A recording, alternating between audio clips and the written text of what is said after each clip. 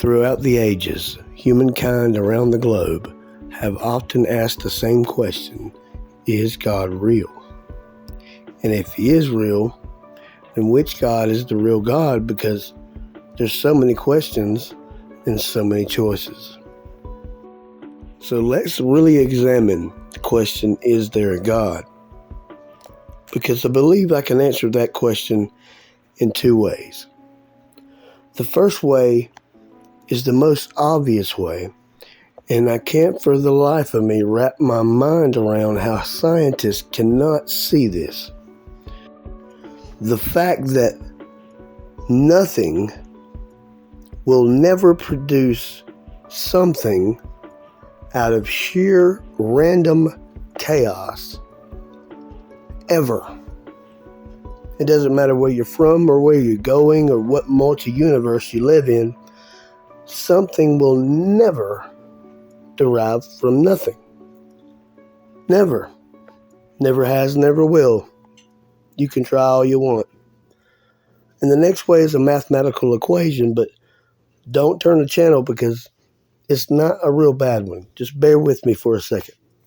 In mathematics, anything that is 10 to the 50th power to 1 is a mathematical impossibility. It was Roger Penrose that said that the odds of a universe that randomly produced one planet such as ours that could sustain just one cell of life is 10 to the 39,970th power to 1. That would be exactly like winning the lottery every day, not missing one day for the next 10,000 years. You see, everything in this universe, everything in this earth, depends on everything else to be exactly where it is, from the cells in our blood all the way up to the stars in the sky, have to be exactly where they are, not 1% off one way or the other, for life to sustain itself and for us to be alive right now on this blue rock that we call Earth.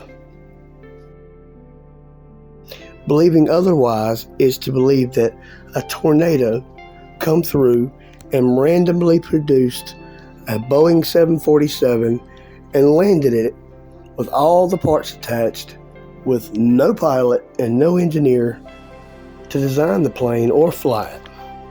You see, perfect harmony never comes from straight chaos. You have to have a designer which creates order to have a design, or else there's no design.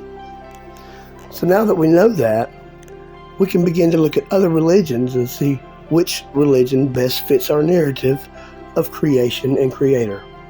But don't worry, I've already took it upon myself to do it because it'd take a whole night. You see, you can fine-tune all of the religions in the world down to 5 religions. That is Buddhism, Hinduism, Islam, Judaism, and Christianity. First, let's look at Buddhism. Well, Buddhism doesn't believe in a God at all. So that kind of crosses them out because that kind of throws our narrative out the window. We have to have a God because there has to be a creator. Next, let's look at Hinduism. Hinduism has multi-gods. There's different gods for different things. So in our narrative of creator and creation, there's only room for one God. Next, let's look at Islam. In Islam, Muhammad is the prophet, in which the Quran often refers to his life. But not once in the Quran does it ever mention Muhammad as being a real person that somebody had walked with. There is no narrative of his life. There's no record of his life other than references to his life. So therefore, we have no proof at all that Muhammad existed at all. So therefore, we can't prove that they even got his name right. Now let's look at Judaism. In Judaism, they best fit our narrative because they use the Torah. The Torah is the Old Testament in the Bible. The Old Testament states, Genesis 1:1, in the beginning God created heavens and the earth. You see, that's what I'm talking about. There's a God and a creator that creates earth. That best fits our narrative. But where Judaism gets it way wrong is they're still waiting on their Savior. Now let's look at the Holy Bible. Unlike Islam, Jesus Christ is the Messiah and Savior. And his life is narrated fully by different people, different languages throughout history. So we know for a fact that Jesus Christ existed. When he was born, he stopped and started time. And we have multiple records of this and his life narrative through the Gospels and the Bible, as well as historical fact. So now that we know he is real, let's look at what he says. In John 4:16, he says that I am the way, the truth, and the life, and no man comes to the Father except by me. This is one of the things that we have to get right.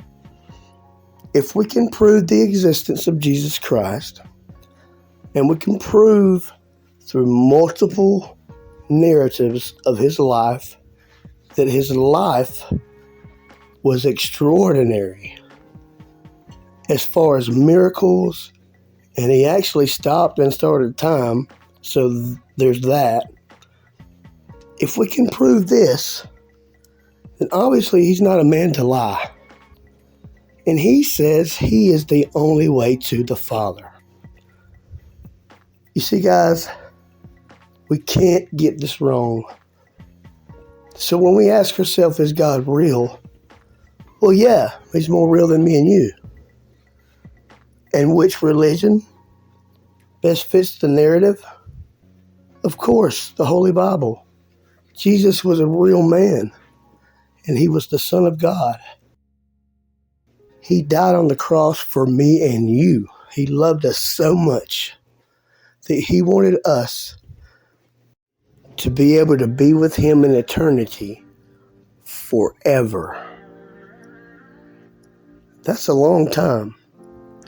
And I don't know about you guys, but when it comes to my eternity, I'm not playing around. Thank you for watching. Mostly everybody says I can't change. Not from living life in the fast lane. I've gone from living life like a newborn king down